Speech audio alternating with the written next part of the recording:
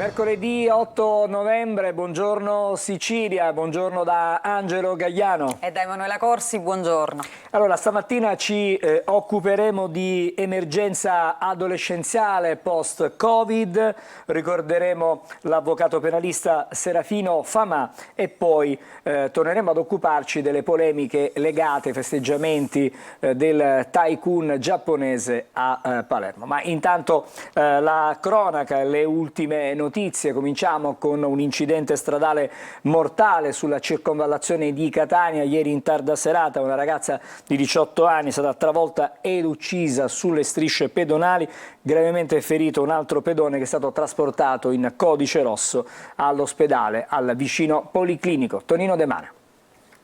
Si torna a morire sulla circonvolazione di Catania. Una ragazza di 18 anni è deceduta ieri sera in un incidente stradale avvenuto intorno alle 21:30 sul viale Andrea Doria in direzione di marcia Mister Bianco. Secondo una prima ricostruzione, la donna è stata travolta mentre stava attraversando sulle strisce pedonali. Nell'incidente, in cui sono rimasti coinvolti uno scooter Honda ed una Fiat Punto, è rimasto ferito un uomo trasportato in gravi condizioni al vicino Policlinico. La ragazza, dopo l'impatto col mezzo a due ruote che l'ha sbalzata, è stata presa in pieno da un'auto che sopraggiungeva, probabilmente a velocità sostenuta. Per la donna, nonostante i soccorsi intempestivi, non c'è stato nulla da fare. Diversi mezzi di soccorso giunti sul posto, mentre per rimuovere l'auto e lo scooter ed effettuare i rilievi di legge si è resa necessaria la chiusura del tratto in questione. Indaga la sezione infortunistica della Polizia Municipale. Una talpa alla Procura di Palermo, un commesso giudiziario è stato arrestato dalla polizia. L'uomo è accusato di aver fotografato fascicoli di indagini in corso e di aver informato la criminalità. Rapina, corruzione e anche mafia. Sono almeno 3 le indagini che hanno rischiato di saltare per la fuga di notizie dal Palazzo di Giustizia di Palermo dovuta ad una talpa, un commesso giudiziario incaricato di portare i fascicoli di indagine da una stanza all'altra che durante il percorso si fermava a fotografare gli atti per mandarne copia agli indagati. Si chiama Feliciano Letta e per lui sono scattate le manette. Ex precario della regione siciliana trasferito in procura e genero dell'imprenditore Vincenzo Passantino, titolare di una ditta di trasporti sottoposta a interdittiva antimafia, il sabato, giorno di riposo a Palazzo di Giustizia, lavorava per l'azienda di famiglia. Avrebbe sottratto e fatto avere ai familiari del boss della calza, Luigi Abate, detto Gino Mitra, un hard disk con informazioni su indagini in corso proprio per mafia. Ad incastrarlo sarebbe stato un virus Trojan che la polizia è riuscita a installare nel suo telefonino. I sospetti su di lui iniziano quando 2 indagati per una rapina, parlando fra di loro, lo nominano poco prima di cambiare le SIM dei telefonini. Scatta l'inchiesta e la polizia installa il Trojan nel telefono del commesso e così intercetta le foto fatte ai fascicoli e mandate in giro per Palermo. Un secondo episodio di favoreggiamento riguarda un indagato per corruzione e falso che verrà informato delle intercettazioni in corso a suo carico e persino della proroga delle indagini di cui ancora non dovrebbe essere a conoscenza. Poi c'è l'inchiesta per mafia, una vera e propria doppia vita, quella del commesso secondo la DDA che ha condotto le indagini affidate alla polizia. Ma l'operazione è tutt'altro che finita, dice il procuratore di Palermo Maurizio De Lucia fra le righe nel confermare l'arresto. In giornata numerose perquisizioni e quasi certamente emergeranno nei prossimi giorni altri episodi e altre fughe di notizie. La City di Catania, ostaggio del degrado Corso Sicilia, Corso dei Martiri, attendono ormai da decenni degli interventi di riqualificazione, però i progetti restano nei cassetti del Comune. Intanto c'è uno spiraglio per il parcheggio multipiano da 350 posti. Siamo in pieno centro storico a Catania, alle spalle abbiamo il Corso Sicilia e quello che vedete è un marciapiede, o sembrerebbe tale perché praticamente è impossibile percorrerlo. Guardate quello che c'è a terra, rifiuti di ogni genere, scarti edili, gomme, vetro e l'immancabile Eternit. Il salotto buono di Catania è trasformato in pattumiera, di giorno affollato anche grazie alla fiera e di sera, senza controllo, con episodi di microcriminalità che non lasciano dormire sonni tranquilli. Sono tante le segnalazioni alle forze dell'ordine e alla nostra linea di WhatsApp al numero 342 74 55 005 provenienti da Corso Sicilia e Corso dei Martiri che da anni attendono progetti di riqualificazione. Un'operazione rilancio che passa di amministrazione in amministrazione, di sindaco in sindaco, con la speranza sempre che sia la volta buona. Nel frattempo il centro storico è quasi un dormitorio a cielo aperto e al calar della sera la sicurezza è un optional. La mattina spesso e volentieri mi sveglio con spazzature davanti alla vetrina, gente che mi dorme accanto, coperte, robe varie. C'è tanta gente che è anche spaventata, molti mi capitano che entrano dentro il negozio per paura. Ah, la borsa è quello, mi hanno rubato quell'altro, entrano, hanno paura e li devo chiudere dentro. Sono stato anche un po' di mesi fa, qualche annetto fa, aggredito io con una persona, che c'è una denuncia anche fatta di un lancio di un bottiere di vetro e quant'altro, perciò non ne possiamo più veramente, siamo proprio esausti di queste cose qua. Sotto i portici di Corso Sicilia il degrado è sotto gli occhi di tutti, si gettano i rifiuti e si bivacca. Poco più avanti le fosse di Corso dei Martiri attendono che dai cassetti di Palazzo degli Elefanti si tirino fuori i progetti esecutivi e intanto ospitano senza tetto che trovano alloggi di fortuna scavalcando le recinzioni. Da queste parti dovrebbe sorgere un parcheggio multipiano che potrà ospitare 350 auto. L'ultima parola spetterà al comune che a sua volta attende i privati. Il 2024 potrebbe essere la volta buona. Ce lo auguriamo, lo speriamo. Adesso andiamo però a vedere cosa raccontano i giornali questa mattina, i principali quotidiani regionali, intanto con Emanuela Corsi. Sì, partiamo proprio dalla pagina di Catania della Sicilia, perché mi riallaccio proprio al servizio del collega De Mana.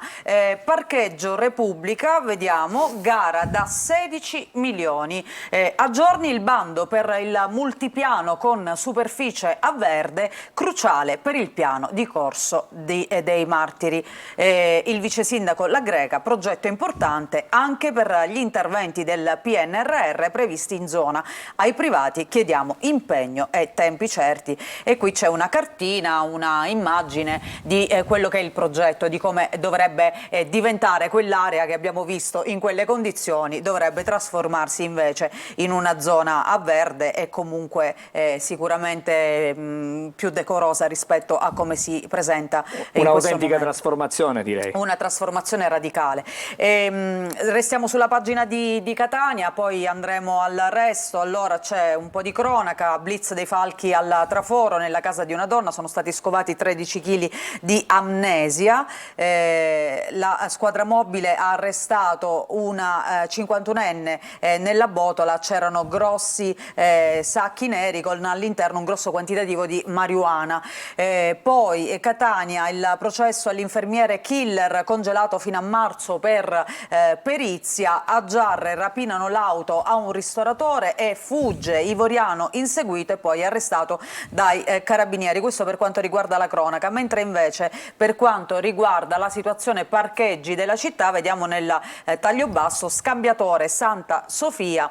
Ci sono poche auto e molte carenze, doppie file e caos sulla strada del Policlinico, mentre l'area desolata serve solo il metro shuttle. Questo è uno dei parcheggi scambiatori di Catania che a quanto pare però non viene utilizzato come dovrebbe, e al contrario invece il caos regna sovrano al di fuori poi di queste aree che sono state proprio realizzate per evitare questo.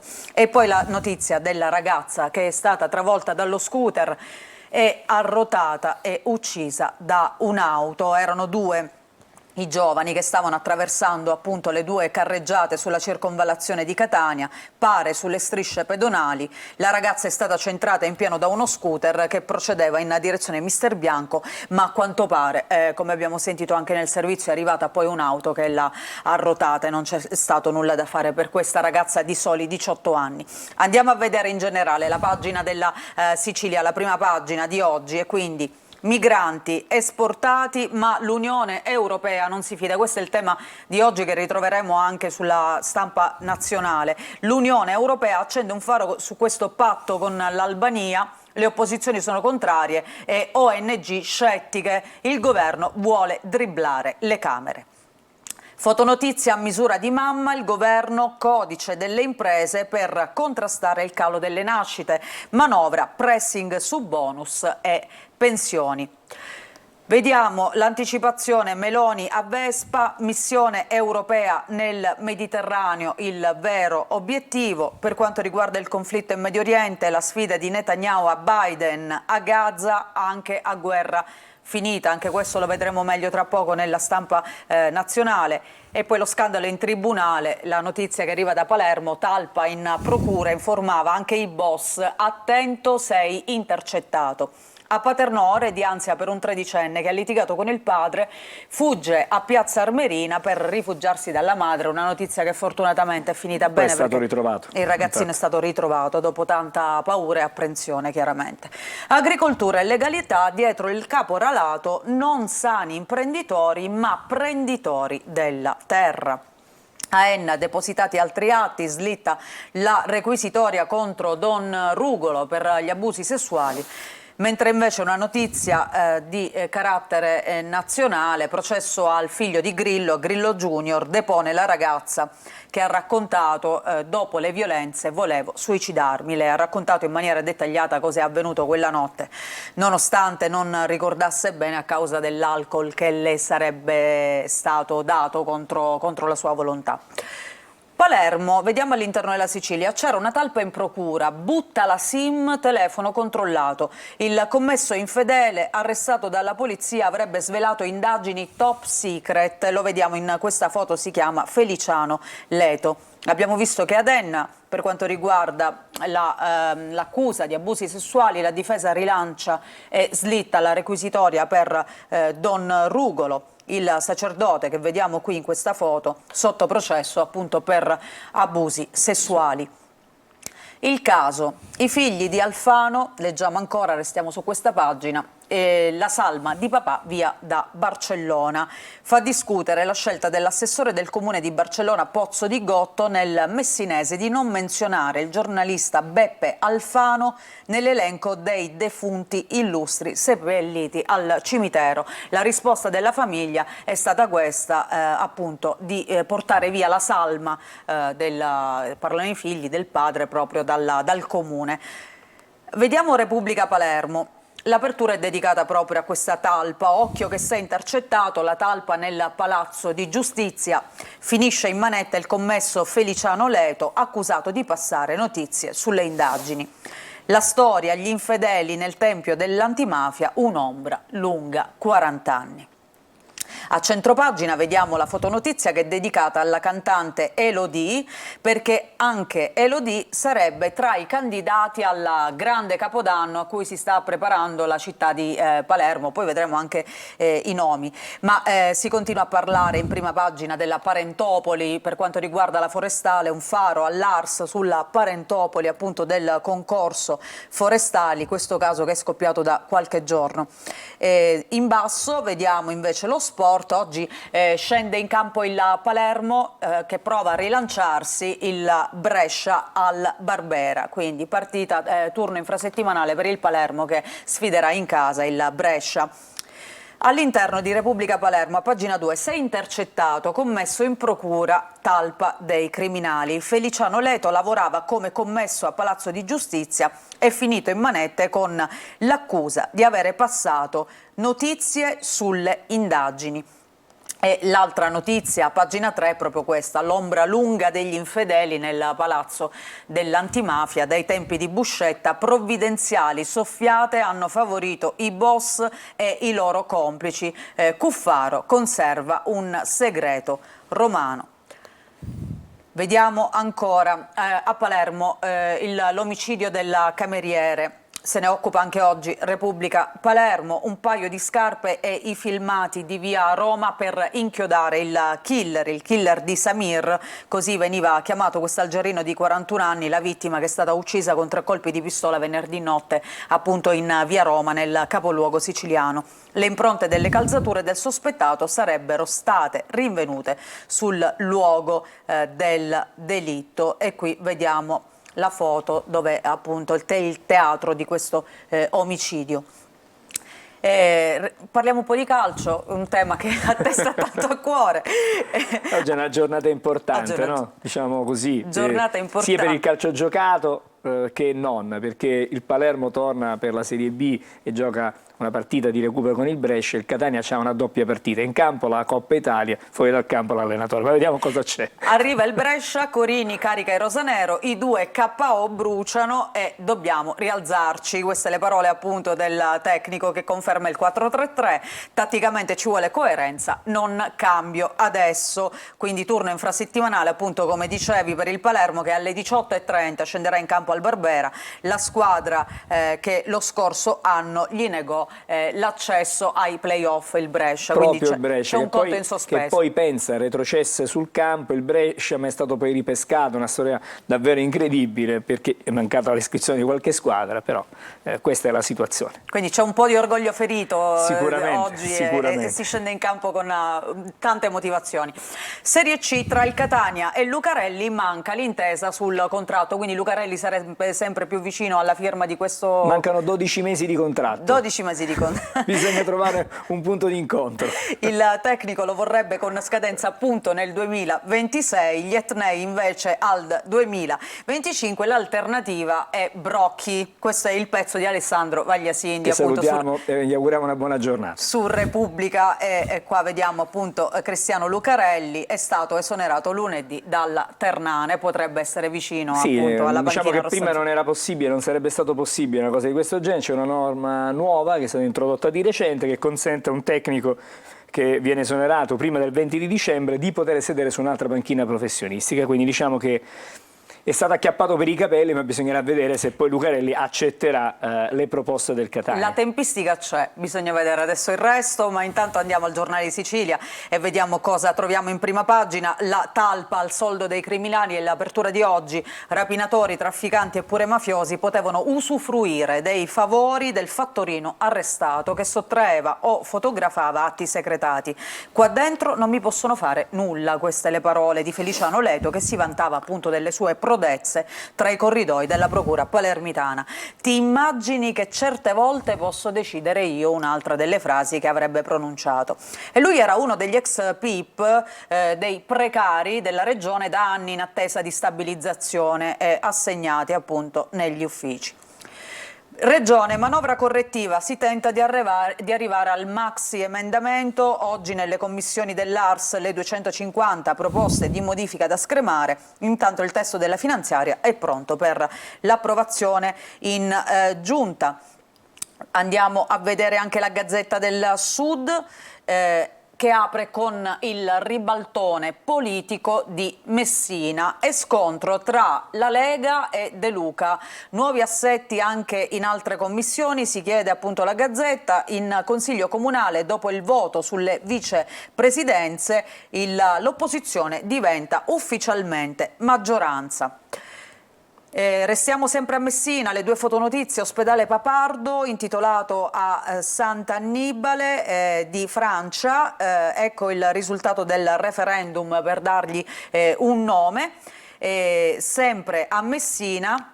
La richiesta è ufficiale, verrà realizzato un cimitero per gli animali. Atto di indirizzo, prima firmataria Antonella Russo per la realizzazione di un cimitero appunto per animali d'affezione.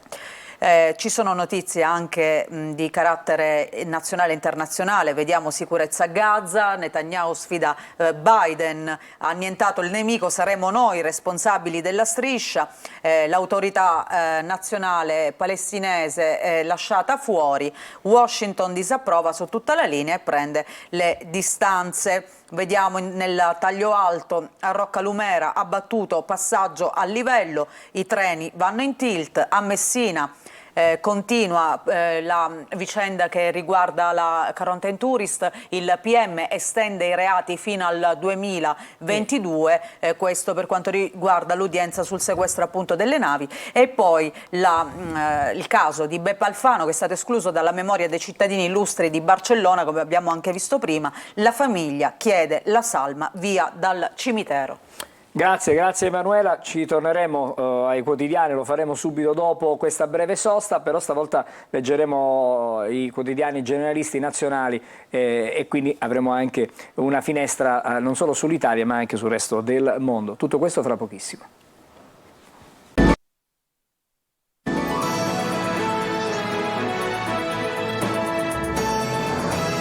Torniamo insieme a Buongiorno Sicilia, riprendiamo allora la rassegna stampa, stavolta con i quotidiani nazionali, e restituisco di nuovo la linea ad Emanuela Corsi. Sì, continuiamo e partiamo dal Corriere della Sera. La questione in Medio Oriente sempre in primo piano, Gaza, le tensioni tra Stati Uniti e Israele, Netanyahu che sfida Biden, garantiremo noi la sicurezza a tempo indefinito, il no dell'America, parlano della striscia appunto di Gaza, battaglia nel cuore della striscia, caccia ai capi dei miliziani, la frase shock di Hamas nell'attacco del 7 ottobre, presi di mira solo militari. La Segre, parla Liliana Segre, come aver vissuto invano, fa un po' un parallelismo con quello che è accaduto ai tempi del nazismo, con quello che sta accadendo oggi, il dolore appunto della senatrice. Vediamo mercati, la sfida del debito, il 2024 è l'ansia del governo, Roma deve vendere titoli per 415 miliardi. Una RAI commerciale fa male alla TV e al paese, parla Pier Silvio Berlusconi, Mediaset si rafforza, la RAI fatica, una TV pubblica commerciale, dice Pier Silvio, fa male a tutto il sistema. La fotonotizia è dedicata a questa scoperta, queste immagini che ci vengono regalate dal telescopio Euclid che stupiscono anche gli scienziati, i colori ai confini dell'oscurità, l'universo mai visto prima, galassie sconosciute e lontanissime, un gigantesco ammasso di stelle catturato in un solo colpo d'occhio, culle di pianeti viste attraverso una cortina di polveri che le nascondono. Sono appunto le prime immagini di questo telescopio spaziale Euclid, una rivoluzione per la scienza. Immagini bellissime. Stupende, mai viste prima e che insomma aprono a nuovi studi, ecco, diciamo così. Aprono nuovi confini addirittura. Nuovi confini. Le altre notizie in prima pagina. Intanto durata, regole e soldi a Tirana. Cosa dice l'intesa sui migranti? Questa intesa che la Premier Meloni ha fatto invece con il Premier Rama e adesso però vedremo quali sono anche le conseguenze dal punto di vista politico, soprattutto all'interno della maggioranza. Infatti il testo e le polemiche. Il padre di Indy, questa bambina di 8 mesi che arriva dall'Inghilterra malata, che ha ottenuto la cittadinanza italiana per essere curata in Italia. L'Italia appunto è la nostra ultima speranza. Processo a Grillo Junior, la vittima in aula ha raccontato: costretta a bere dopo la violenza, però volevo uccidermi. Queste sono le principali notizie che vediamo oggi sulla prima pagina del Corriere della Sera.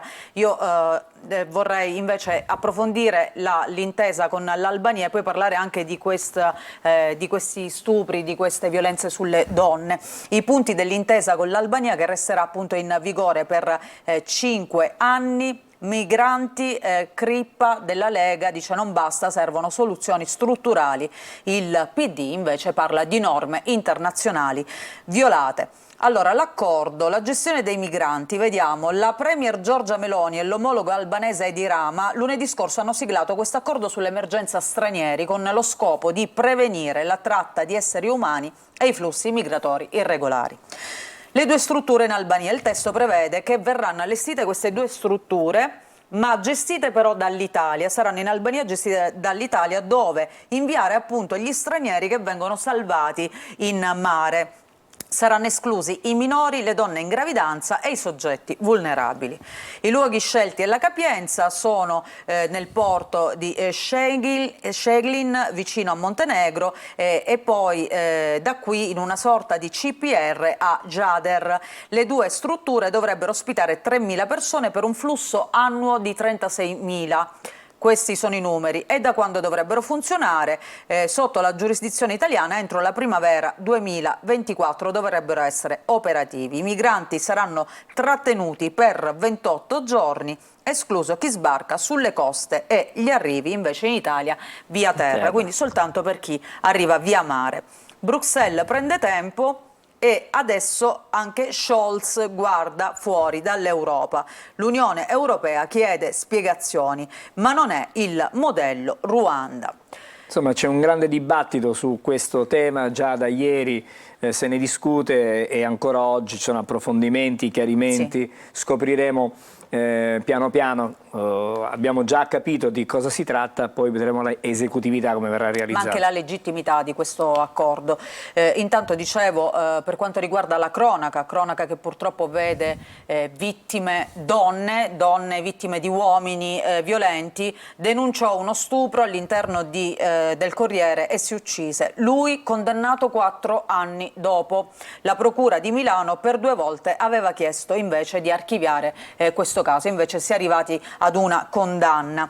Si torna a parlare dell'assassino di questa donna. Lei si chiamava Alessandra Matteuzzi, era stata uccisa dal fidanzato il 23 agosto del 2022. Lui era un calciatore della San Cataldese, un caso di cui ci occupavamo. Ci siamo occupati anche noi. Esatto, anche noi. Assassinò la ex, i periti dicono nessun vizio di mente per quanto riguarda appunto questo giovane che poi ha lasciato la squadra un paio di giorni prima della partita, è andato a Bologna e ha ucciso appunto l'ex compagna sotto casa.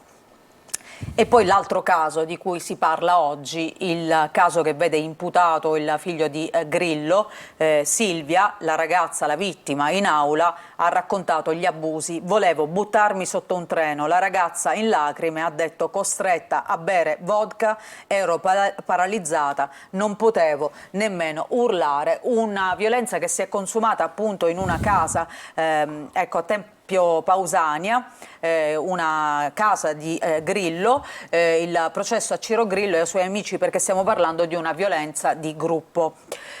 Andiamo a Repubblica di oggi. Ecco qui, l'Albania spacca il governo, questo trattato sui migranti. Salvini e Tajani tenuti all'oscuro da Meloni sull'intesa con Tirana. La Lega è furibonda, non basta, serve una soluzione strutturale. Il Premier Rama rende noti i termini dell'accordo, 80 milioni di ristoro da Roma e 3.000 migranti nei centri per non più di un mese. Sì di Berlino al nuovo patto di stabilità, priorità al taglio del deficit, questo nel sommario che fa oggi Repubblica. L'ira dei 2 vice eterni spiazzati, questo diciamo per quanto riguarda le dinamiche all'interno della maggioranza politica. Nel taglio alto vediamo invece gli Stati Uniti a Israele: non occupate Gaza. Il commento, l'interlocutore palestinese, poi la lettera al Papa, santità riporti gli ostaggi a casa, è la lettera di mi chiamo Varda Goldstein del kibbutz Kfar Aza di Israele. Il kibbutz si trova a 1 chilometro dalla striscia di Gaza, la comunità conta 900 persone, gente pacifica, e questo appello che arriva proprio dalla gente che chiede intanto che vengano rilasciati questi ostaggi e che soprattutto venga detta la parola fine. C'è un tentativo di trattativa, anche se comunque la promessa è di un rilascio lento, non tutti, si valuta un gruppetto chiaramente in attesa di una tregua, anche perché è fondamentale che ci sia una tregua nei combattimenti. Assolutamente sì. E poi parliamo anche dell'Ucraina, però l'Ucraina che va verso il via libera dell'Unione Europea ai negoziati per l'adesione per quanto riguarda l'Europa. In Champions League il Milan una notte da incorniciare, che vince contro il Paris Saint-Germain e vince anche bella partita. la Lazio. Ancora andiamo all'interno di Repubblica. Il blitz di Meloni con Rama, scrive a pagina 2, commissaria i ministri, l'ira di Salvini e Piantedosi. Anche la Farnesina all'oscuro del patto con Tirana sui migranti, la Premier scavalca la Lega e accentra il dossier. Punta a inaugurare i centri in primavera come spot per le europee, sconfessata la logica quindi del piano Mattei per l'Africa. I punti li abbiamo già visti sul Corriere, anche Repubblica li riporta quest'oggi, quindi 2 centri per ospitare solo uomini maggiorenni, discorso diverso come abbiamo visto per quanto riguarda i minori e le donne, e soprattutto per chi arriva non via mare ma via terra. La Stampa. Vediamo nel taglio alto, nuovo patto dell'Unione Europea, l'Italia pronta a dire no, regole penalizzanti sul debito, Roma e Parigi attaccano Berlino, tagli alle pensioni, i medici in sciopero. L'inchiesta se Airbnb e le big tech pagano il 3% di tasse, un'inchiesta che nasce dopo questa notizia di Airbnb che a quanto pare non avrebbe pagato la cedolare secca, quindi non sarebbe in regola col fisco italiano. 780 milioni circa sono stati 779, ecco, la presunta evasione di questo colosso per quanto riguarda gli affitti brevi. Migranti, ecco tutti i dettagli dell'accordo con Rama, restiamo nel taglio alto, i naufraghi in Albania, dentro l'ex base militare, il premierato di fatto di Meloni piglia tutto, ma l'apertura di oggi è sempre dedicata alla questione in Medio Oriente, battaglia nel cuore di Gaza City. I leader di Hamas circondati nei bunker, gli Stati Uniti a Netanyahu, sbagliato rioccupare la striscia. Veglia a Gerusalemme per gli ostaggi, tensione alle stelle in Cisgiordania, i coloni si armano contro gli jihadisti. La fatica del re, la fotonotizia di oggi è dedicata a Carlo d'Inghilterra, il re d'Inghilterra, nel suo primo discorso in Parlamento costretto alla Realpolitik. Il re è muto, povero Carlo, leggiamo, costretto ad abbracciare le trivelle nel mare scozzese quando il sogno di una vita era abbracciare gli alberi. Diciamo che le riflessioni su questa foto non sono proprio a favore no, diciamo ha dovuto cambiare alcuni dei suoi principi, ecco, in questo discorso un po' più da re e meno magari da opinionista, ecco, diciamo così. Poi il Fatto Quotidiano. Ecco qui la campagna d'Albania, Salvini contro la Meloni, baratto con Rama, in cambio il governo sblocca le pensioni ai lavoratori albanesi, appoggia Tirana in Europa e paga il mega acquedotto pugliese. Abbiamo un'altra prima pagina da vedere? La Premier comunque non informa nessuno, gli alleati sono furiosi, tanti giornali battono proprio su questo punto qui, sulla tenuta della maggioranza. Vediamo il giornale, l'accordo con l'Albania, ecco l'altra, come dire, da contraltare c'è il giornale, migranti quanto rosica la sinistra, altro che lager, la Germania socialista copia subito questa soluzione di Meloni, ti faccio vedere velocemente anche Libero, boicottaggio rosso, migranti in Albania, ma il PD li vuole qui, anche la Germania chiude i clandestini, però i Dem invocano l'intervento dell'Europa per fermare questa intesa Roma-Tirana. Torneremo dopo ai quotidiani per altre notizie, intanto noi ci fermiamo e fra poco ci sarà in studio il primo dei nostri ospiti, sarà con noi Renato Scifo, neuropsichiatra e segretario Società Scientifica. Tutto questo fra pochissimo. Ben ritrovati ai nostri telespettatori da Vanessa Minotti di Trebi Meteo. Giornata di mercoledì instabile al sud Italia per il passaggio di una perturbazione, soleggiato invece al centro-nord. In dettaglio diamo uno sguardo alla situazione attesa in Sicilia per la giornata di mercoledì, che appunto sarà instabile con piogge e rovesci sparsi localmente anche intensi sulla fascia tirrenica per il passaggio di questa perturbazione, tempo poi in progressivo miglioramento entro la serata. Venti a tratti sostenuti con mari in prevalenza mossi, clima comunque mite con valori che localmente raggiungeranno i 26 gradi. Diamo uno sguardo anche alla situazione attesa poi per la giornata di giovedì, che sarà caratterizzata da un generale miglioramento del tempo con ampi spazi assolati e cieli sereni o poco velati. Ventilazione a tratti moderata con mari calmi o poco mossi. Le temperature massime saranno per lo più stabili o localmente lieve flessione, ma con valori comunque intorno ai 20-22 gradi. Tutti i dettagli sull'app di Trebi Meteo. A me la cipolla non piace. Meno male. Fatelo a casa, buonissimo. Allora, vi ricordiamo l'appuntamento con C'è chi la vuole cotta, tutti i giorni prima del telegiornale alle 13 e poi alle 19:30 su Antenna Sicilia. Diamo il benvenuto al dottore Renato Scifo, che è un neuropsichiatra e segretario della Società Scientifica. Stamattina ci occupiamo di quello che è un fenomeno legato alla post-pandemia, a tutto quello che ha scatenato la pandemia. Prima abbiamo vissuto l'isolamento, abbiamo vissuto la malattia, l'emergenza. Adesso però ci si accorge che sono delle conseguenze ben maggiori, più più durature nel tempo, perché la pandemia ha segnato tutti, giovani, meno giovani, non so i bambini, bisognerà capire anche nei bambini, però chi secondo lei ha accusato maggiormente il colpo?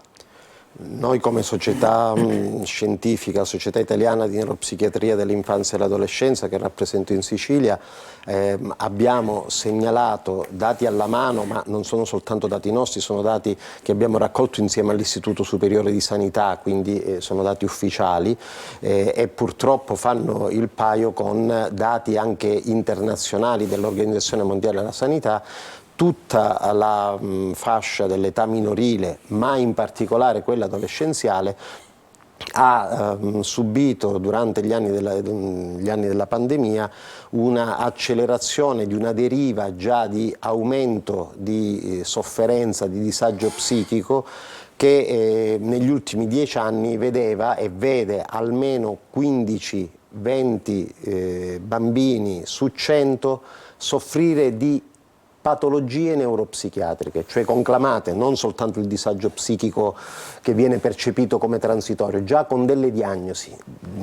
Tra 15 e 20 su 100 sono dati altissimi. Io leggo che il dato è di un 41% di adolescenti, però esatto, gli italiani... perfetto, questo è il dato complessivo dell'età minorile. Se ci spostiamo nella fascia adolescenziale, che già conosciamo essere una età di transizione molto vulnerabile della nostra natura umana, in cui i minori devono attraversare tutta una serie di impegni biologici, identitari, di inserimento sociale molto complessi, e se non sono attivati tutta una serie di ammortizzatori sociali, quali sono la scuola, l'attività sportiva, l'attività sociale strutturata in un certo modo. Purtroppo noi abbiamo visto come la deriva, per esempio, di eccesso di dipendenza da social, da tecnologie, diciamo, hanno creato nuove dipendenze accanto alle dipendenze purtroppo tradizionali, in cui abbiamo registrato anche un aumento marcatissimo delle dipendenze da sostanze, è per una esempio da sorta di stupefacenti. rifugio, di allontanarsi dalla realtà che ci circonda, in una situazione reale, che, voglio dire, anche chi è adulto ed è un pochettino più strutturato non è che veda un presente e un futuro così incoraggianti, sia dal punto di vista economico, occupazionale, sociale. Sono ragazzini che leggevano soltanto sui libri di storia di eventi bellici e adesso li trovano alle porte di casa quotidianamente. Non hanno avuto appunto una situazione particolare di blocco delle attività sociali, quali quelle scolastiche, durante la pandemia, ma soprattutto quello che noi denunciamo, così come il nostro sistema sanitario nazionale, tutti gli osservatori denunciano, e la pandemia lo ha evidenziato in maniera drammatica, un impoverimento di risorse e strutture, soprattutto in ambito territoriale, lo abbiamo visto durante la pandemia.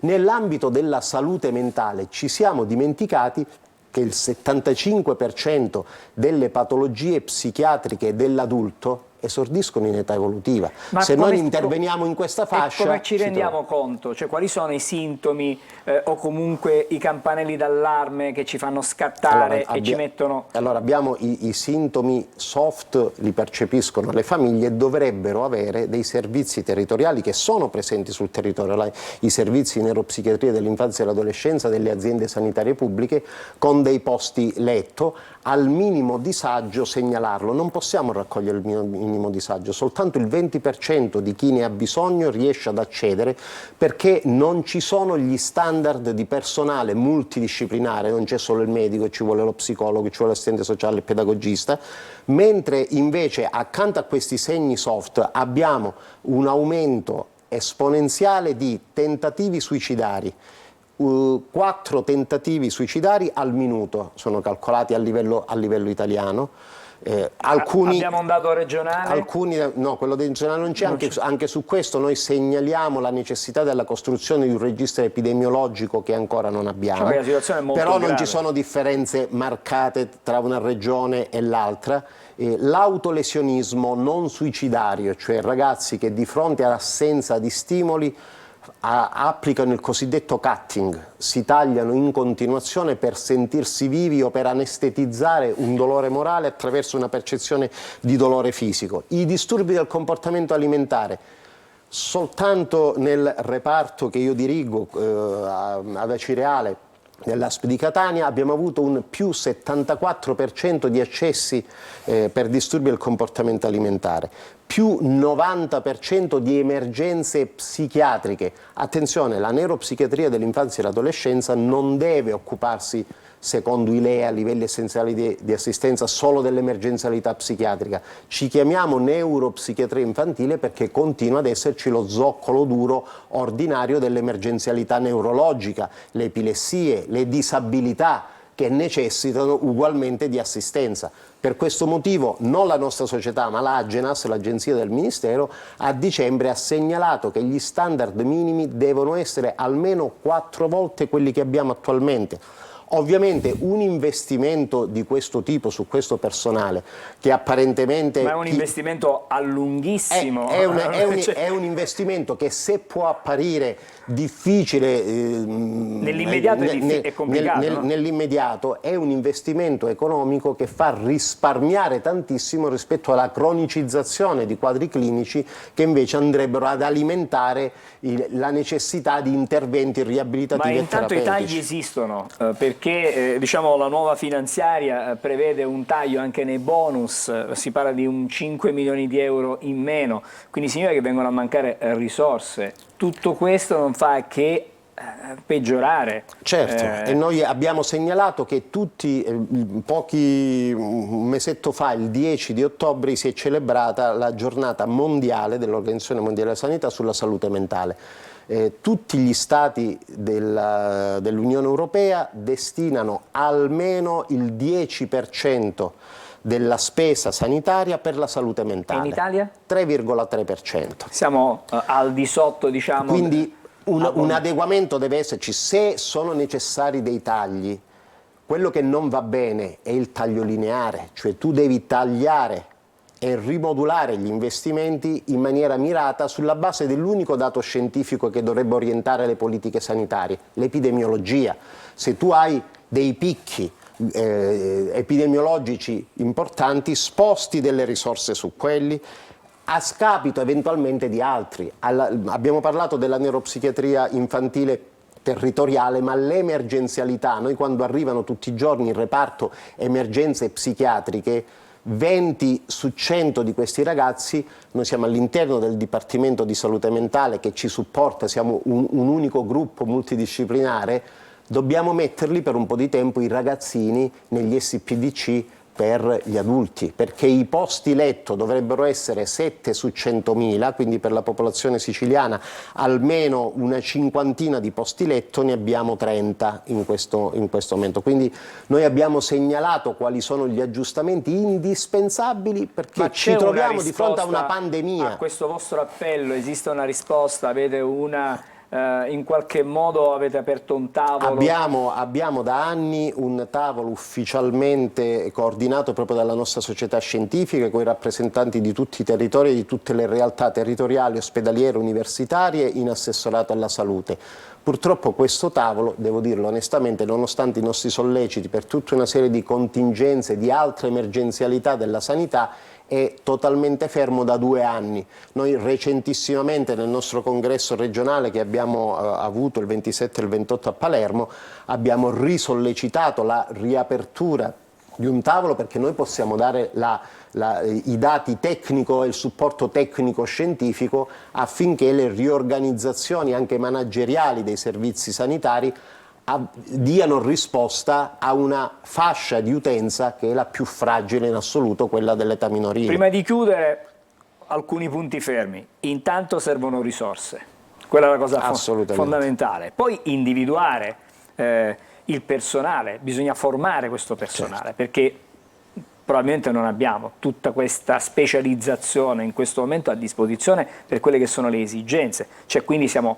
sottostimato, anzi non abbiamo assolutamente queste risorse umane e liberare comunque ad avere altri posti negli ospedali. Quindi allora, diciamo, possiamo dire che sono queste le tre... Sicuramente per quanto riguarda la formazione devo dire che negli ultimi 2 anni finalmente è stato raccolto in parte l'appello e le scuole di specializzazione hanno raddoppiato i posti in specialità di neuropsichiatria dell'infanzia e dell'adolescenza, quindi se aprissimo i concorsi per questi incrementi lo troviamo il personale, così come abbiamo una pletora di figure professionali, quelli degli psicologi, assolutamente sottooccupati, che potrebbero essere benissimo integrati nelle strutture. È vero che visto il trend noi abbiamo segnalato anche come società scientifica al MIUR, al Ministero dell'Istruzione, che anche i percorsi formativi in previsione futura dovrebbero essere assolutamente potenziati, perché se creiamo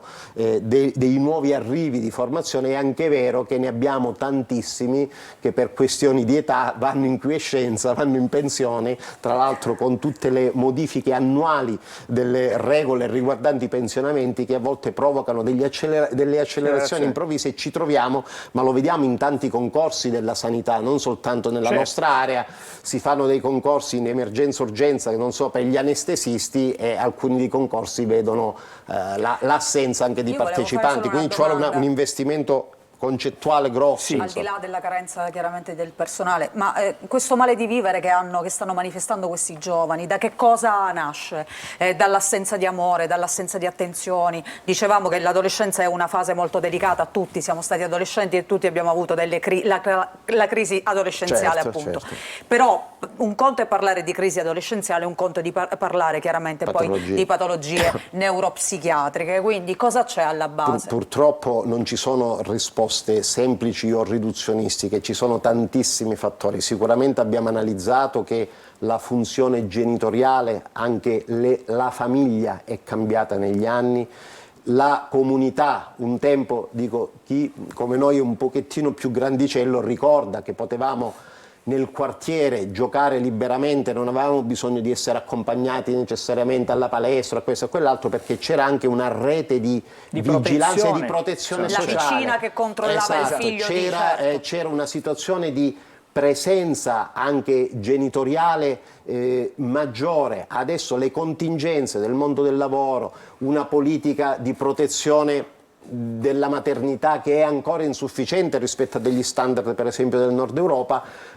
obbligano le famiglie a tutta una serie di altri impegni, il ruolo della scuola, il ruolo dei servizi sociali. Ricordiamoci che abbiamo delle sacche di marginalità e di crisi economica fortissima anche nelle nostre metropoli. Ricordiamoci, siamo a Catania, gli indici di evasione scolastica a Catania sono tra i più elevati d'Italia. Tutti questi fattori, se li mettiamo assieme, creano una assenza di terreno favorente un normale sviluppo psicofisico.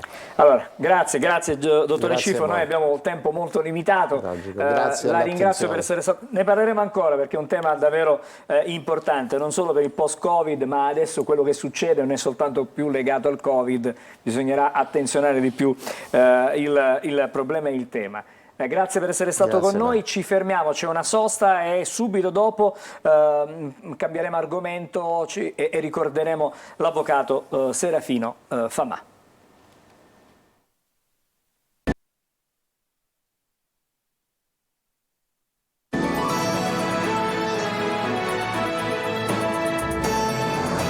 Bentrovati, torniamo ancora a Buongiorno Sicilia e come anticipato adesso ricorderemo l'avvocato penalista Serafino Famà, a 28 anni, quasi 30 anni dal suo delitto. Abbiamo in collegamento la figlia Flavia Famà, buongiorno. Buongiorno, buongiorno a tutti voi. Grazie per aver accettato il nostro invito. In studio con noi c'è invece l'avvocato Francesco Antille, che è il presidente della Camera Penale di Catania. Non a caso stamattina sono presenti con noi l'avvocato Antille e Flavia Famà. L'avvocato Antille ha vissuto con Famà le ultime ore in pratica della sua vita, mentre invece Flavia ha saputo di quanto accaduto mentre credo andava in palestra, una cosa di questo genere, quella sera doveva andare in palestra, se non ricordo male. Insomma, è venuto a mancare agli affetti della figlia il papà e l'avvocato, e invece il collega all'avvocato Francesco Antille. Io vorrei cominciare dalla figlia, perché è difficile accettare un trauma così forte, una perdita così forte in maniera così violenta. Non si accetta, infatti, e sopravvive e convive con quello che è un'assenza che rimane comunque quotidiana, no? Tanto il 9 novembre, e si va avanti proprio perché si ha la consapevolezza che chi è stato strappato ai nostri affetti in modo così devastante non ci vorrebbe disperati tutto il giorno, ma vorrebbe comunque che noi proseguissimo le nostre vite, ma non si accetta, non si può accettare. Che papà era Serafino Famà? Era un papà molto premuroso, che quando varcava la soglia di casa dimenticava tutte le fatiche e le preoccupazioni del lavoro, e quindi si dedicava a noi come un qualsiasi genitore attento. Poi amava imitare Adriano Celentano, quindi cantava molto spesso e adorava giocare a pallone. Quella sera la sua preoccupazione era cercare i fratini per poi fare la partita di calcio con i suoi colleghi il sabato, quindi era una persona piena di vita e di vitalità. Con l'avvocato Antille invece parliamo di Famà avvocato, un grandissimo professionista che ha pagato con la vita la scelta di voler operare liberamente, di agire liberamente. Esatto. La sentenza che condanna in via definitiva gli autori di questo ignobile delitto scrive testualmente che Serafino Famà è stato ucciso per avere adempiuto al proprio dovere. Cioè la dice lunga, perché era un avvocato di una preparazione straordinaria, e noi nel nostro ambiente, così introduco, mi permetto di introdurre una nota di colore, ce ne accorgiamo, perché il codice che portava con sé in udienza era stropicciato, sofferto, piegato, segnato con la matita. Lui lavorava con la forza della ragione, della legge e con i principi di libertà che oggi ovviamente dobbiamo riproporre soprattutto alle nuove generazioni di avvocati, perché quel messaggio che ha carattere universale non vada disperso. Avvocato, che cos'è cambiato dalla sera del 9 novembre di 28 anni fa nella professione dell'avvocato penalista nel caso specifico? Ecco, le dico che dopo l'iniziare dolore e smarrimento si è realizzato il totale fallimento del progetto di spegnere una voce libera. Per cui paradossalmente dalla tragedia di Serafino Famà l'avvocatura ha recuperato una forza ed una nuova pulsione per il rispetto delle garanzie individuali, del processo paritario, su cui lui credeva tantissimo e rispetto al quale aveva speso tutte le sue risorse, perché Famà frequentava le assemblee forensi, si occupava di interventi di cultura giuridica, non era un avvocato soltanto diciamo, dedicato alla cura delle proprie pratiche. Famà era un intellettuale e devo dire che questo messaggio di qualità e di insegnamento si è rafforzato addirittura dopo la sua morte. Questo da un punto di vista della professione e quindi l'impegno degli avvocati catanesi e non solo per ricordare Famà e per portare avanti il suo pensiero. A Flavia Famà invece chiedo, è stata la sua vita, abbiamo detto prima, segnata da questo dolore, ma c'è stata sempre la voglia di voler non solo ricordare ma portare avanti quelle che sono poi le idee, i principi, affermare la voglia e il pensiero del papà? Io credo che sia appropriarsi di quelli che diceva Francesca Antille, che tra l'altro saluto, sono stati i valori con i quali mio padre ha vissuto, non soltanto il motivo per cui è stato ucciso e appunto la data del 9 novembre, ma è importante fare memoria quotidiana di tutto quello che ha insegnato a ogni persona con cui aveva modo di interagire. E questa è la base della memoria, far sì anche che diventi una memoria collettiva, che la cittadinanza si ricordi quando si parla delle vittime di mafia non soltanto delle figure diciamo più conosciute come possono essere i giudici Giovanni Falcone, Paolo Borsellino, Peppino Impastato, sui quali sono stati anche dei film, ma proprio sentire quei valori di etica non soltanto professionale, ma proprio i valori che lui ci ha trasmesso nella vita quotidiana, quindi il non voler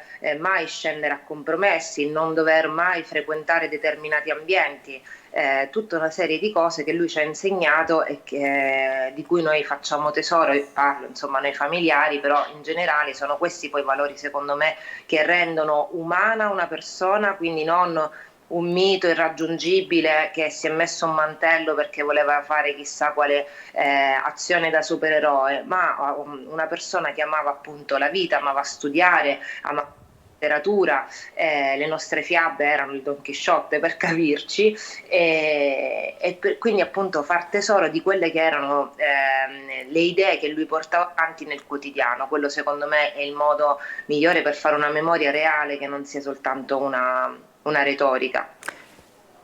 Giorno 9, cioè dopodomani praticamente, no domani, chiedo scusa, siamo già a mercoledì, si ricorderà, e lo farete a Palazzo di Giustizia, sarà una giornata di ricordo con la partecipazione di quello che poi è la sua casa. Certo. Allora il 9 mattina, domani mattina alle 8:30 noi ci recheremo sul luogo dove è stato assassinato per ricordarlo. Alle 11 alla presenza di tutte le autorità civili, religiose e militari della città e di tutto il foro, quindi i magistrati e tutti quanti gli avvocati e gli amici e i congiunti, lo ricorderemo solennemente nell'atrio del Tribunale di Catania. Alle ore 15 inizierà un convegno a lui dedicato sulle nuove figure di responsabilità dell'avvocato e saranno premiati i ragazzi che hanno partecipato con valore e merito ai corsi di formazione, nonché verrà assegnato il premio Serafino Famà, che è un premio destinato ad un giovane che ha scritto un atto di particolare valore e che la commissione, composta sia da magistrati che da docenti che da avvocati, ha valutato quale meritevole di questa assegnazione. Speriamo che tanti ragazzi possano seguire l'esempio dell'avvocato Serafino Famà, perché trionfi sempre la giustizia e il diritto, che poi è quello che ci consente di vivere ogni giorno in grande serenità. Lo Stato di diritto è quello che ci garantisce, che garantisce a tutti noi la libertà di poter esercitare ognuno di noi le proprie funzioni. Chiedo a Flavia Famà se ci sarà anche lei ovviamente a questa giornata domani. Sì, salvo imprevisti, non vivo più a Catania, ci sarò anche io. Benissimo, allora grazie per averci dedicato qualche minuto della vostra giornata, ma era importante noi ricordare l'avvocato Serafino Famà, che è un esempio di civiltà, un esempio di civismo, un esempio anche, come detto, di diritto per tutta la comunità, non solo degli avvocati, ma per la vita quotidiana di tutti noi. Grazie anche all'avvocato Francesco Antille, che è il presidente della Camera Penale di Catania. Ci fermiamo, fra poco cambieremo tema, un tema certamente più leggero, più frivolo, le discussioni, le polemiche create dalla presenza del tycoon giapponese a Palermo, e vedremo, ne parleremo in collegamento anche con Marco Gulà. A fra poco.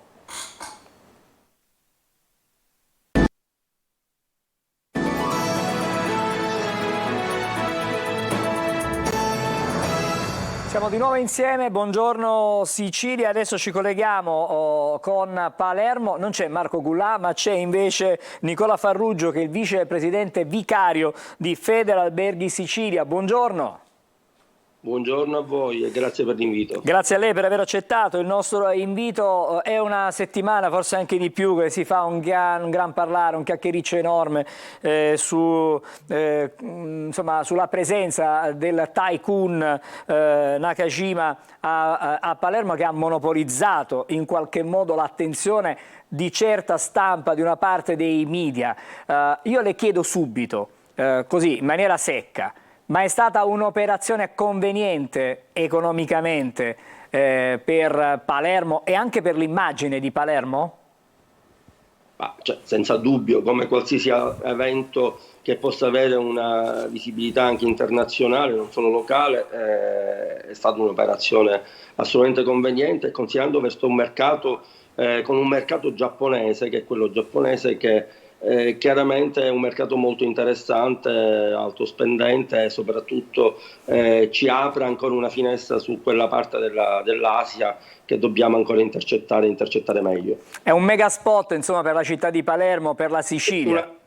Un'attività promozionale enorme, considerando che gli intervenuti sono stati oltre 1000 tra invitati e amici degli invitati di Mr. Nakajima, al netto delle bellezze che loro hanno potuto vedere e assistere anche a dei concerti, a questa grande scena di gala organizzato dal Magnate, ma è chiaro che materialmente ognuno di questi è stato un ulteriore veicolo promozionale della nostra città, io dico della Sicilia intera, perché molti di questi sono rimasti ancora altri giorni e sono anche dalle parti vostre, sono andati a Taormina, stanno andando a Siracusa, ad Agrigento, quindi non hanno visitato soltanto Palermo in quei giorni Palermo, ma hanno allungato il loro soggiorno medio per la visita in Sicilia in generale, quindi un'operazione, devo dire, che fa bene alla Sicilia in generale e non solo alla città di Palermo. Senti, io non la voglio fare entrare in polemiche che non le appartengono, però tutte queste discussioni sull'opportunità o meno, sul fatto che una parte o alcuni giorni dei teatri sono stati concessi gratis, però non stridono poi su quanto fatto, perché poi alla fine abbiamo detto che è una grande operazione di immagine, però ci riportano poi al fatto di essere provinciali per certe cose.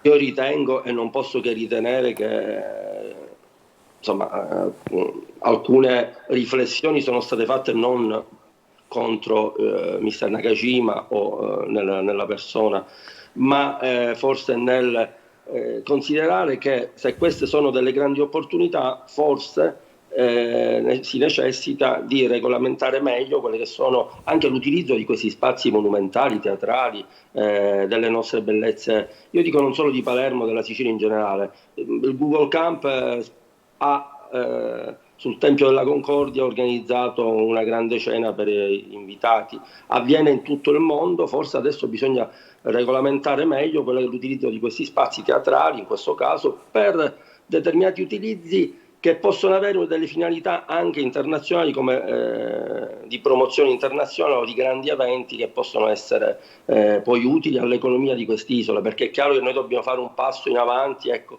lei parlava di provincialismo, è chiaro che dobbiamo guardare oltre, dobbiamo avere una visione un po' più ampia e credo che queste iniziative a questi signori che scelgono di passare anche delle giornate, di festeggiare dei loro eventi nella nostra bella Sicilia, io credo dobbiamo dire soltanto grazie, dobbiamo anche agevolare questi percorsi. Senta, io non le chiedo un numero esatto, però immagino che da un punto di vista economico è stato un grande business avere più di 1000 persone presenti negli alberghi che hanno partecipato a questi eventi. Insomma, la città ne ha beneficiato non soltanto, prima lei faceva riferimento al fatto della presenza che si sta spostando anche nella parte orientale della Sicilia, però la città ne hanno goduto tutti, piccoli negozi di souvenir, negozi, i ristoranti, insomma quanto ha dato, non le posso chiedere il PIL di quanto è aumentato a Palermo,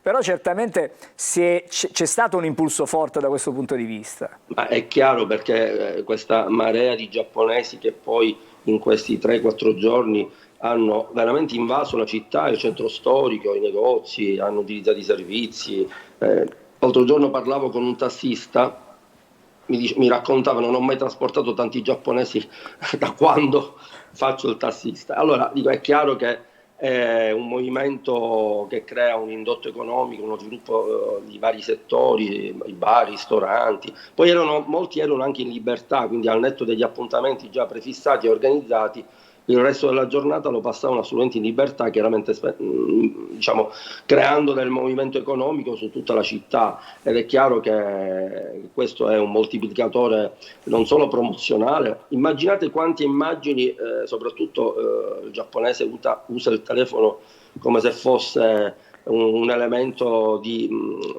rispetto a quello che possiamo immaginare noi, non solo di comunicazione, di marketing, di immagine. Si dice che per ogni giapponese che va in un luogo 100 visitano quel luogo, quindi le immagini postate nei vari social, su Instagram, su Facebook, Facebook no, ma Instagram sicuramente sì, dai giapponesi, è chiaro che diventano attività promozionale gratuita per la nostra destinazione. Questo, Presidente, questo è un evento di cui si è parlato tanto, però a quanto pare la Sicilia viene spesso scelta come meta soprattutto per questo turismo di lusso, solo che se ne parla poco perché proprio chi organizza questi grandi eventi fa firmare delle clausole di riservatezza, di privacy. Lei conferma questa cosa oppure no? Cioè ci sono molti più eventi di questo tenore, magari non così eclatanti perché stiamo parlando anche di teatri che sono stati utilizzati e via dicendo. Stiamo parlando di oltre 1000 persone intervenute anche, no? Quindi... Però diciamo che un po' in tutta la Sicilia, in tante località, non è la prima volta che ci sono dei grandi imprenditori. Ricordiamo anche, se n'era parlato di questo, per esempio di Dolce & Gabbana, che avevano affittato addirittura il borgo di Savoca per una grande festa, chiaramente anche di promozione per quanto riguarda la moda. Ricordiamo anche i Ferragnez quando hanno deciso di sposarsi in Sicilia. Questi sono sempre degli eventi di cui si è parlato, però a quanto pare ce ne sono molti di più di cui non si parla proprio perché chi li organizza non vuole che vengano fuori. Lei la conferma questa cosa oppure no?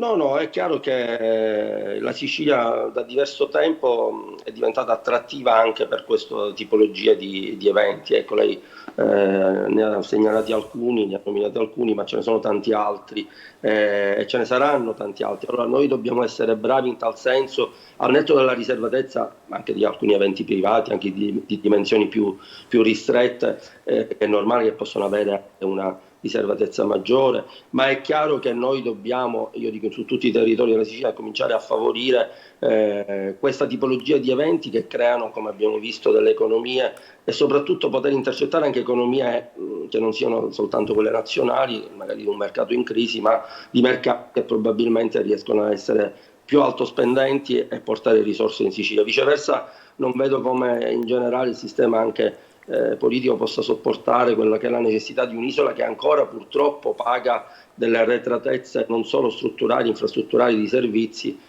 ma anche a volte di mentalità. No, non abbiamo più tempo perché mi dicono che siamo in tremendo ritardo. Grazie al vicepresidente vicario di Federalberghi Sicilia, Nicola Farrugio. Non mancheranno occasioni. Sì, no, perché questo è un tema interessante. Forse la politica dovrebbe mettere gli strumenti. Sarebbe utile approfondirlo. Magari ci ritroveremo più avanti e approfondiamo altri aspetti. Grazie ancora, ci fermiamo. Grazie. E adesso vi lascio per qualche momento all'almanacco e poi torniamo perché abbiamo da sentire cosa dicono oggi le stelle con Marco Amato. A fra pochissimo. L'aceto è particolarmente adatto per la pulizia di cucina e bagno, infatti oltre a sgrassare consente anche di eliminare i cattivi odori. Per questo basterà versarne un po' sulle parti da pulire, passare con la spugna e lo sporco verrà via facilmente. Sporco e incrostazioni avranno così i giorni contati. Lo sapevate che le persone mancine corrono un rischio di incidenti domestici maggiore rispetto ai destrimani? Il motivo, secondo uno studio, è che la maggior parte dei prodotti di uso comune è progettata per essere usata al meglio con la mano destra. Up for grabs. letteralmente traducibile con pronto per essere afferrato. È l'espressione perfetta per indicare qualcosa che è immediatamente disponibile, come un premio o un'opportunità da cogliere.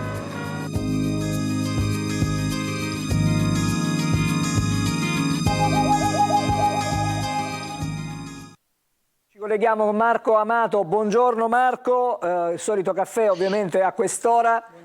Tazzina particolarissima. Buongiorno Sicilia, buongiorno Angelo.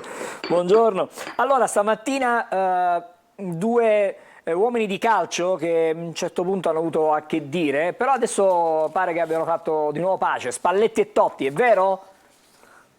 Sembra proprio di sì, ho voluto mettere loro sotto i riflettori delle stelle proprio perché la loro vexata e annosa questione sembra essersi risolta grazie ad uno stupendo toro catanese, ovvero Fiorello, perché proprio a Viva Rai 2 che Fiorello è riuscito a mettere in comunicazione sia l'ex capitano della Roma Francesco Totti, bilancia, e il CT del segno zodiacale dei pesci. Ecco, sono normalmente dei segni zodiacali che comunque non sono affatto compatibili e formano una distanza tale nello zodiaco che non formano aspetto, è la distanza di quincunce. Quindi adesso, proprio grazie ad una bella Venere venusiana a Toro, si riesce a sistemare un po' questo rapporto che tra l'altro vedrà il suo culmine proprio quando la Roma giocherà di nuovo a Roma e si vedranno di nuovo i due protagonisti di questa vicenda, che addirittura è finita su una fiction. Allora, la notizia splendida di oggi è che proprio Venere entra nel segno zodiacale della Bilancia, quindi ragazzi, buona Venere a tutti. Venere sarà più generosa, porterà più amore per i segni d'aria, in particolare i Gemelli, Bilancia chiaramente, di cui ospite è sovrana, è proprio Bilancia è segno di Venere, e Acquario, benissimo anche per Leone e Sagittario, meno per Ariete perché chiaramente è un'opposizione. Chiaramente quando va bene agli Aria, gli acqua e i terra sono un pochino più rallentati, quindi Toro, Vergine e Capricorno devono riflettere un pochino più sullo sciogliersi, il Capricorno avere meno sospetti, e soprattutto Cancro, Scorpione e Pesci devono ricordarsi di lasciarsi un po' più andare ai sentimenti. E detto questo, vi auguro un'ottima Venere che ci porti fortuna. Vi ricordo che Venere è anche il pianeta dei legami, della diplomazia, dell'eleganza e della piccola fortuna. Buona giornata a tutti. Grazie, buona giornata a te Marco, e adesso facciamo il punto su questa giornata, sull'8 novembre, sui fatti più importanti. Pensa, l'8 novembre, Emanuele del 63 a.C., Cicerone, non ci pensa due volte, ha riunito il Senato e si è scagliato contro Catilina, accusandolo di tramare per il potere. La sua celebre invettiva ha attraversato i secoli, fino a quando, Catilina, abuserai della nostra pazienza. L'8 novembre del 1347, invece, nel castello Ursino, re Ludovico di Sicilia e la regina Giovanna di Napoli firmano la storica pace di Catania, che pone fine alla lunga guerra del Vespro tra aragonesi e angioini. Altra data importante, siamo all'8 novembre del 1895, il fisico tedesco Röntgen fece la prima radiografia della storia, immortalando lo scheletro della mano di sua moglie con tanto di fede all'anulare. La stiamo vedendo. Dovrebbe essere questa, sì.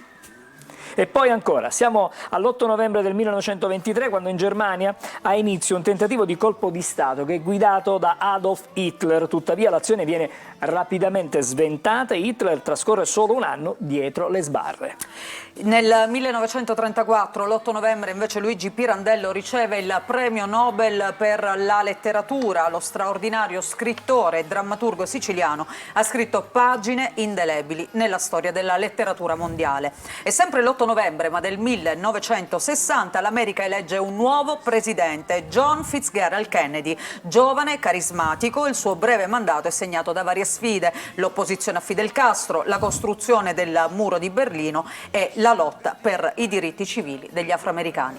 Era l'8 novembre, ma del 1977, quando l'archeologo greco Andronikos scopre la tomba di Filippo II, re macedone e padre di Alessandro Magno. Il ritrovamento porta alla luce anche un tesoro di conoscenza senza pari sulla storia greca.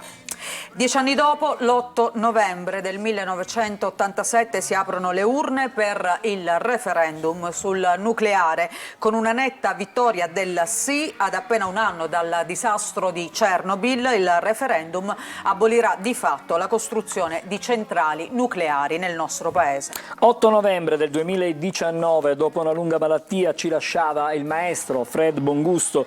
È stato il cantante da night per eccellenza della musica italiana, una vera icona degli anni 60 e anche 70. È esploso con successi come Amore fermati oppure Una rotonda sul mare ed ha firmato memorabili colonne sonore di film come Matrimonio all'italiana, Malizia.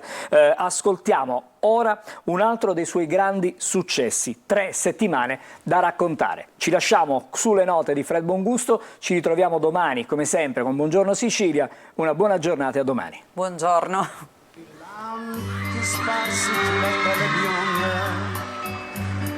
Tu esci come Venere da un'onda, ti butti sulla sabbia, sei bella che fai quasi rabbia.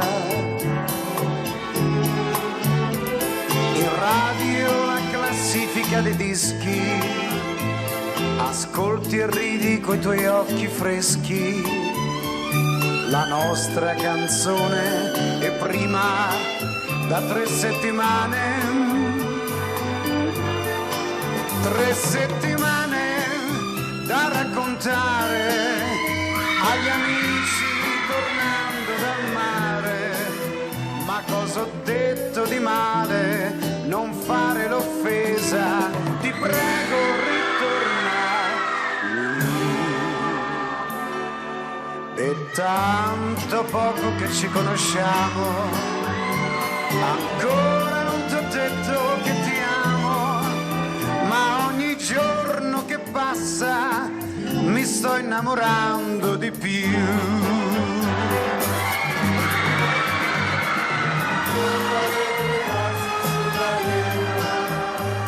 Tu sei andata a piangere in cabina, no, non aver paura, non è soltanto un'avventura.